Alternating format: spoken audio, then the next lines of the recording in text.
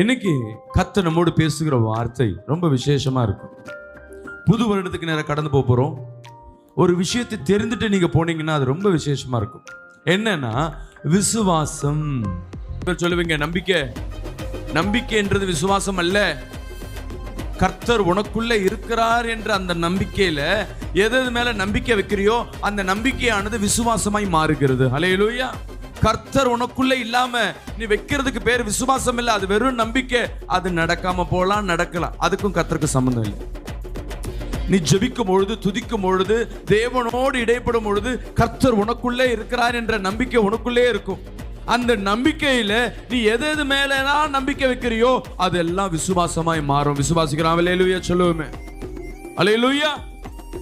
இந்த காலகட்டத்தில் கடைசி காலகட்டம், எங்க போனாலும் வறட்சி, உலக நாடுகள் முழுவதும் போர், வியாதி. ஆனா இது